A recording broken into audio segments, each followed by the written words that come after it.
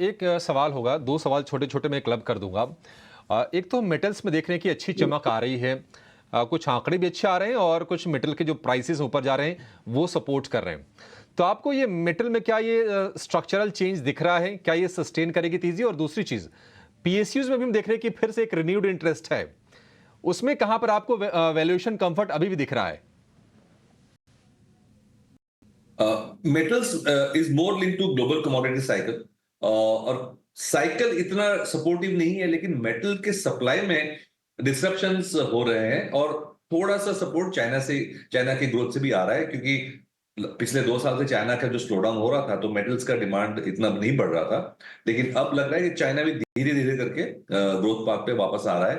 पहले जो 8-10% ग्रोथ करता था वैसा नहीं, लेकिन 4-5% ग्रोथ पाथ पे शायद चाइना आ जाए।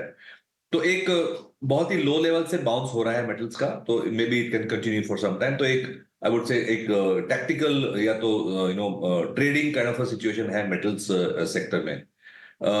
रही बात पब्लिक सेक्टर कंपनीज की, पब्लिक सेक्टर कंपनीज में हम जो देखते हैं उसको कंपनी बाय कंपनी देखते हैं, सेक्टर बाय सेक्टर देखते हैं।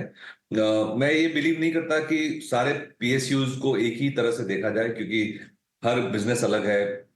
एक तरफ हमारे पास माइनिंग कंपनीज है, ऑयल एंड गैस एक्सट्रैक्शन की कंपनीज है, रिफाइनिंग मार्केटिंग कंपनीज है, सारी डिफरेंट बिजनेस मॉडल्स हैं। एक तरफ हमारे पास कैपिटल गुड्स वाली कंपनी है, एक तरफ हमारे पास फाइनेंशियल जो पावर सेक्टर की फाइनेंस के लिए जो होती है उस तरह की कंपनीज है। डिफेंस में काफी सारी पीएसयू कंपनीज हैं। तो ये सारे बहुत ही डिफरेंट डायनेमिक वाले सेक्टर्स हैं। तो हम स्टॉक बाय स्टॉक हम उसको देखते हैं। ब्रॉडली मैं ये कहूंगा कि जो कमोडिटीज वाली जो पीएसयू कंपनीज है उसमें जी। हमारा जो व्यू है इतना पॉजिटिव नहीं है। हुँ, लेकिन जो हुँ। मैन्युफैक्चरिंग वाली है डिफेंस वगैरह में, रेलवेज डिफेंस, वो सेट में हमारा व्यू ठीक है। ज्यादा पॉकेट्स हैं जो कि आपको फ़िलहाल पसंद आ रहे हैं, क्योंकि इंडिया ग्रोथ स्टोरी में देखिए तो लंबे समय के लिए अगर किसी को नज़रिया बनाना है तो कहाँ पे बनाना चाहिए? आपकी क्या राय है? देखिए, हमारे लिए 3 बिग पॉकेट्स हैं जो हम देख रहे हैं। 3 बिग थीम्स हैं, बड़ी थीम्स हैं जो हम देख रहे हैं लॉन्ग टर्म के लिए इंडिया इंडिया ग्रोथ स्टोरी की। सबसे पहली है, जो डेमोग्राफिक्स की वजह से इनकम लेवल्स बढ़ रही हैं, तो उससे 2 चीजें हो रही हैं। एक तो प्रीमियम आइटम्स जो है उसकी कंजम्पशन हायर ग्रोथ ट्रेजेक्टरी पे जा रही है। तो प्रीमियम आइटम्स की कंजम्पशन ग्रो ज्यादा कर रही है compare to lower end items. और उसी का जो एक ऑफशूट ये भी है कि जो सेविंग्स की फाइनेंशियलाइजेशन हो रही है उसमें काफी एक्सेलरेशन हो रही है। तो जो हम कह रहे हैं कि कैपिटल मार्केट लिंक स्टॉक्स हैं या wealth management, asset management, insurance, जो सेविंग्स को टैप करती है, वो सेगमेंट्स भी ज्यादा फास्ट ग्रो करेगी compare to the rest of the economy. तो ये प्रीमियमाइजेशन ऑफ कंजम्पशन और फाइनेंशियलाइजेशन ऑफ सेविंग्स जो इनकम के लिंक्ड है, वो एक बड़ा थीम है हमारे लिए, और ये लॉन्ग टर्म है, ये जल्दी चेंज नहीं होगा व्यू। सेकंड थीम हमारा ये है कि फिजिकल एसेट क्रिएशन।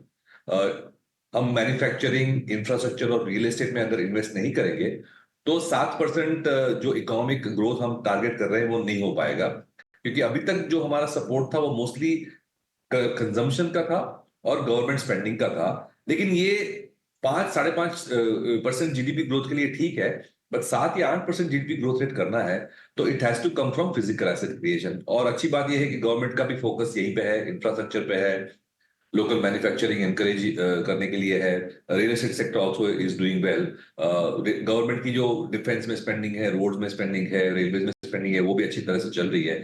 तो मेरे ख्याल से ये मल्टी ईयर थीम है जो सपोर्ट करेगी जीडीपी ग्रोथ को, which is physical asset creation. और तीसरा जो हमें थीम अच्छा लगता है वो न्यू बिजनेस मॉडल्स का है, न्यू एज कंपनीज का जो है, वहां पे मुझे लगता है ये डिसरप्शन बिजनेस मॉडल्स का काफी अच्छा हो रहा है। नए नए बिजनेस मॉडल्स क्रिएट भी हो रहे हैं, और ये जो कंपनीज है वो मेरे ख्याल से उनकी जो ग्रोथ ट्रेजेक्टरी है वो लंबे समय तक चल सकती है। तो ये 3 बड़े थीम्स है मैं कहूंगा। एक तो income and premiumization of consumption and financialization of savings. Second is physical asset creation, and third is new age